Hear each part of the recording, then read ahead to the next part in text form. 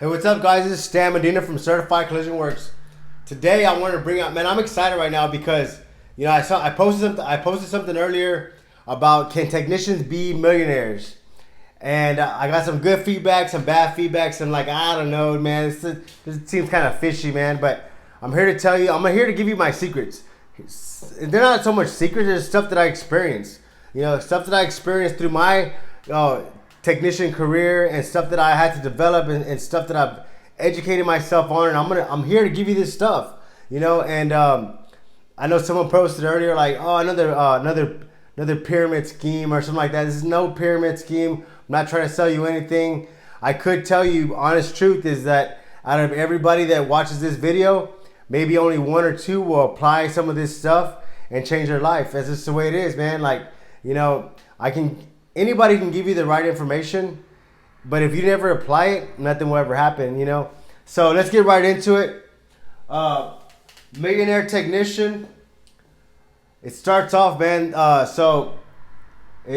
One of the biggest problems in becoming a millionaire technician is changing the mindset.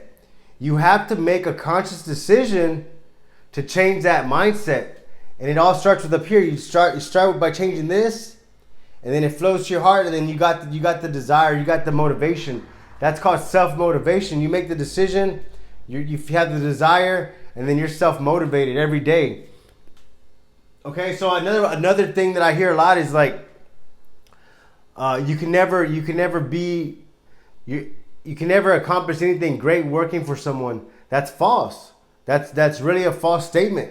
And the reason being is because, what it really comes down to whenever you're a business owner and you're like, oh man, this guy, we're working for this guy and the business owner, I'm working for this business owner or whatever. The only difference is between the business owner and the technician is that business owner has a plan. He sat down and he said, okay, if I want to accomplish this goal, sales, for example, he needs this many people. And so he's just working his plan. He's working his goal. And that's what drives him. The owner is a job. That's his job. Being an owner is a job. Okay? It's just like being a CEO is a job. They're all positions in a workplace. Okay? So he's not any greater than you. The only difference is he developed a plan. And if you have never developed a plan, it's something that can be done within, an hour. If you haven't done it, it might take you a week to do it.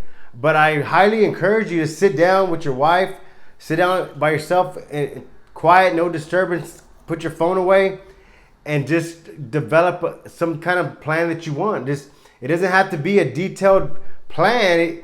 It might be something that you're like, man, you know what? I might never accomplish this. Write it down anyway.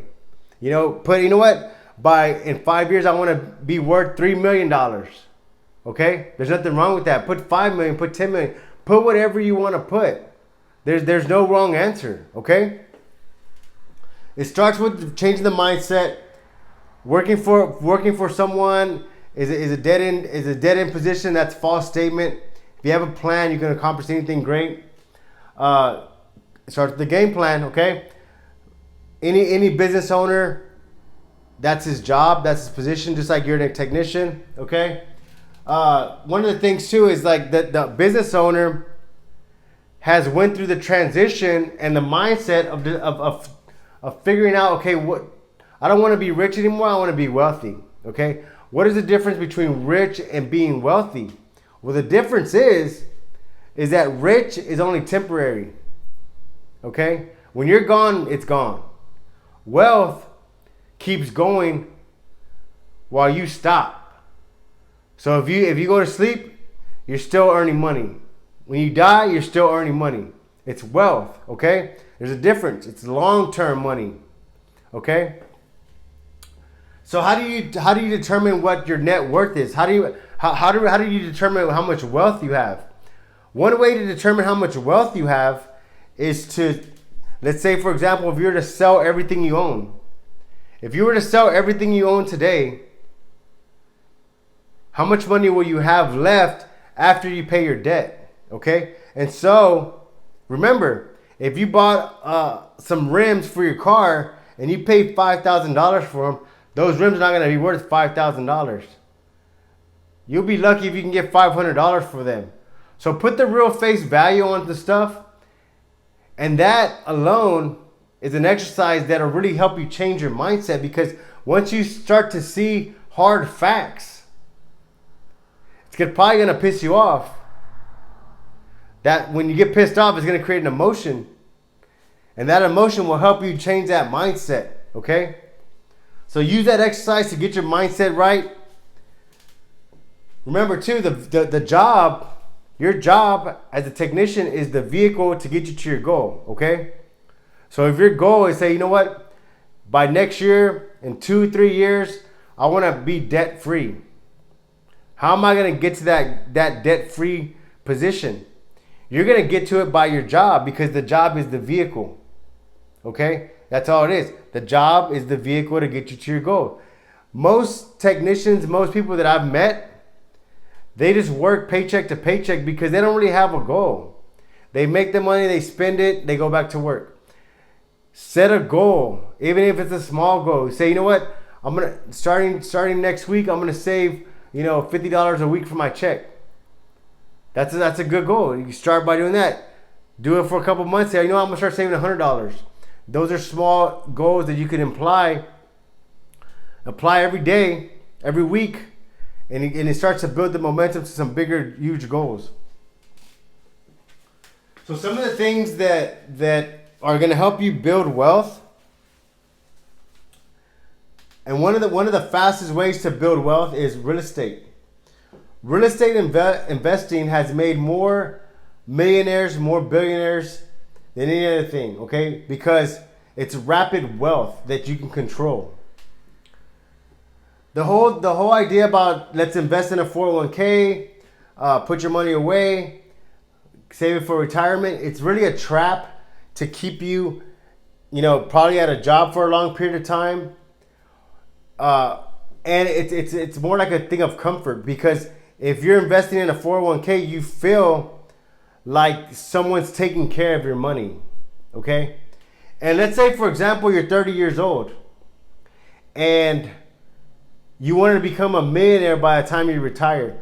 You would have to save $2,380 a month for 35 years to retire a millionaire, okay, at 65. Okay, I don't know about you, but I don't want to retire at 65, because $1 million is not going to be worth $1 million at 65. And at 65, I'm not too sure if all your parts are going to be working right. So you want to be able to enjoy your money. So I want to become a millionaire fast. You know what I mean? And so that's what the game plan is. This is the fundamentals. This is the basic. In the second video, I'm gonna break down real estate investing. That's gonna help you, and it's helped me, help my family take our business to the next level. So stay tuned. Hey, what's up, guys? I'm back. The Millionaire Plan. Let's get into details. The Millionaire Plan consists of real estate investing to take your wealth to the next level. You're simply not going to do it by saving money or a 401k. Real estate is going to be one of the fastest way to build your wealth, and I'm going to show you how. So there's duplexes, fourplexes, and single family homes, okay, over here. What real estate does, okay, it generates the rents, but it also creates passive income. Whenever you get into real estate investing, okay, I got an example over here. Let's say, for example, you find a property for $150,000. It's a duplex, okay? The bank is gonna want you to put 20% down. Any kind of real estate investing, they're gonna want 20% down. So that's $30,000. After the $30,000, you're gonna finance $120,000, okay? $120,000 for 15 years. Let's say if you rent out both of those units for $1,200 each, that's gonna generate $2,400 a month, okay? After you pay your note, your mortgage, before taxes and insurance, you're left with $1,387. $1,387 is income. Okay, that's passive income. After taxes and insurance, that can be down to $600. So now you just created $600 extra income a month at the age of 30. So let's say you're 30. Now you just generated more income. You have your mortgage being paid for by your tenants, and it's gonna get paid off in 15 years. So you're gonna be worth. Imagine how much this property is gonna go up in value in 15 years. It's not gonna hit $1 million, but this is not gonna be your only property. You see, with 30,000, you were able to get into this $150,000 unit and have someone else pay for it and create an extra stream of income. So whenever you turn 45, that's gonna be free and clear, and you're gonna get the whole rents minus the insurance and taxes. But you'll be way ahead. You'll probably be like at maybe $1,500 a month just on that one property. So just imagine how many, if you duplicate this, if you say, okay, my goal is to buy 2 properties a year. You do the math on that, okay? Whatever age you are right now, if you say, okay, my goal is to buy 2 properties a year until for 10 years, okay? As a technician, it's almost as a sales. We're in control of our income. We're in control of our skill. We can become a better technician. We can add more value to the company, and we can make more money. The more money that we can make as a technician, the more we can invest in real estate, and the faster you're gonna grow your wealth. So this is actually how you build wealth right here. Because see, once this 150 in 15 years, that's generating income for you, and that doesn't stop. It makes money even when you're sleeping. Okay, when you die, you can pass that on to your kids. And so your kid has a source of income already. And I know you're thinking like, hey Stan, well, what if I have bad credit? What if I can't get into a bank? What if I can't start off that big. I can't get a loan for 150. I'm 20 years old. I'm 22 years old. Where am I gonna, okay, you have to start to build up. You have to start to build up with your banking relationships. You got to start to educate yourself on real estate. This one video is not gonna, show you the whole real estate investment game. You got to take an initiative and start to invest and educating yourself to the next level. I'm just introducing you to it. This is the introduction. So it's up to you to take it to the next level, okay? So let's say if you say I got $30,000, but I can't find no one to finance me. I work at my job. I'm debt free. I have about 30, 40 grand saved up. I don't know what to do with it. I was thinking about going and buying a car. I was thinking about buying a new Camaro, right? Well, the Camaro's not going to make you any money. It's just going to cost you money to have. And I guarantee you in 15 years, it's not going to be worth 30, 40,000. So good luck on that. But check it out. I have a better plan. So you say you got your 30,000. Let's say you find a distressed property. What a distressed property is a distressed property is a property that someone doesn't want anymore. A property that's probably that has the potential of being worth $100,000, but they let it go. The roof is bad. It has leaks. Windows are broken. If you could pick that up for 30,000, and you were to invest another 10,000 and maybe do some of the repairs yourself. You say, you know what? I got an uncle. He's gonna help me with the windows. I got a cousin. He's gonna help me paint it. I got another friend of mine. He's gonna help me do a back deck. We're gonna start fixing it up little by little. Okay, this is gonna be your little side project. Okay, so instead of on the weekend, instead of you spending all weekend drinking, barbecuing with your friends, going out to clubs, you're over there actually doing something that's working towards your goal. So now you have a desire because you're like, you know what? When I finish with this house, it's gonna be worth $100,000, and I only paid $30,000 for it. If that doesn't motivate you, I don't know who will, man. But check it out. So it even gets better. Check this out. So you get it for 30, okay? You invest $10,000 in it, and it doesn't have to be $10,000 right off the bat. Let's say you one week, 1 month you put $2,000. Another week you put 3,000. You put in the carpet. You're putting paint. Little by little, you're building a building. You're fixing it and fixing it up. Okay, after you get it fixed up, this is the part you're gonna like, because when I discovered this, I was like, what the? How come no one ever told me this? So check it out.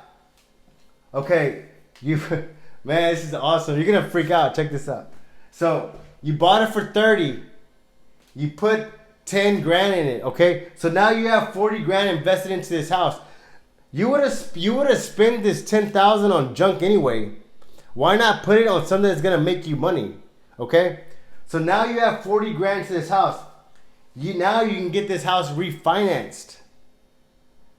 Okay, you go to a credit union, you go to a bank, you say, I want to refinance my house. They're gonna send someone out there to get it appraised. Let's say it appraised at $100,000. They said, man, this house, it's nice. It's worth $100,000.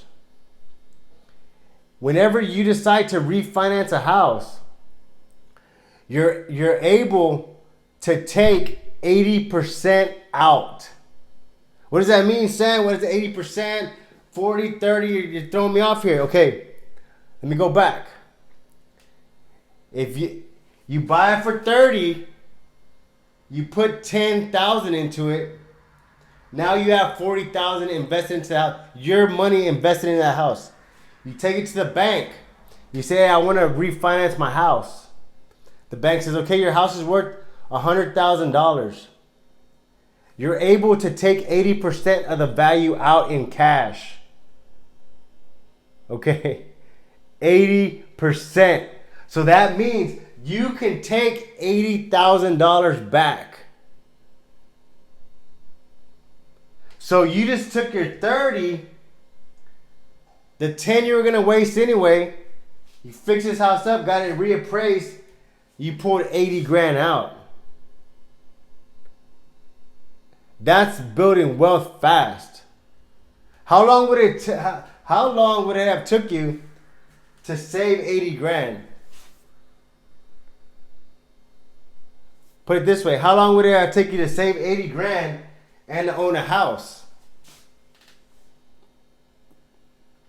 The real estate game is serious business, guys.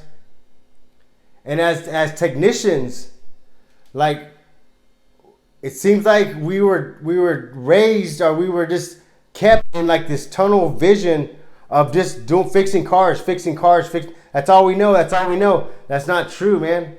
That's not true. There's so much more out there that we're missing.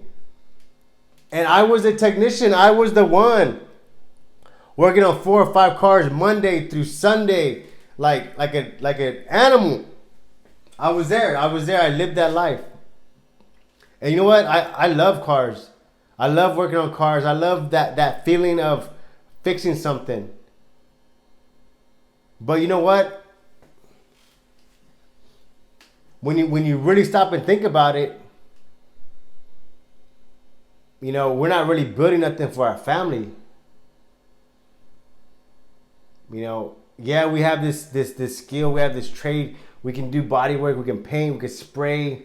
You know, we have, you know, the $1,000 Setas, we have the Awadas, we have the Technas, we have all the latest stuff. But like, we can't leave that gun to our kids and expect them to start making that same amount of money. We got to build wealth. We got to build wealth to change our family's life. We got to use our skill, our blessed skill, to make a difference. If not, we're just going to die with that skill in us. Use that skill as your vehicle to accomplish greater goals. And real estate, I mean, it really opened me up to a whole different ball game. A whole different self-motivation. You know, and if it wasn't for real estate investing, you know, I'll probably still be fixing cars and thinking that I had it figured out. But, you know, I went through the process. I developed my mindset, changed the mindset. And now, you know, I wish someone would have just woke me up at a young age and said, hey, man, you're blessed with a gift. Use it to change the world. Use it to change your family. Use it to leave a legacy. So, I hope this video, found you well. And y'all have a good evening. It's Friday night. It's like 10 o'clock. I'm making this video for my technician brothers, out there. And let's keep it moving, guys. Thank y'all for subscribing. Thank y'all guys for joining in on our Facebook page, man. I'm loving the page. I'm loving the page. I'm loving the feedback. I'm loving everybody messaging me. Hey, Stan, I appreciate this. I appreciate that. Thank you, guys. Keep it up.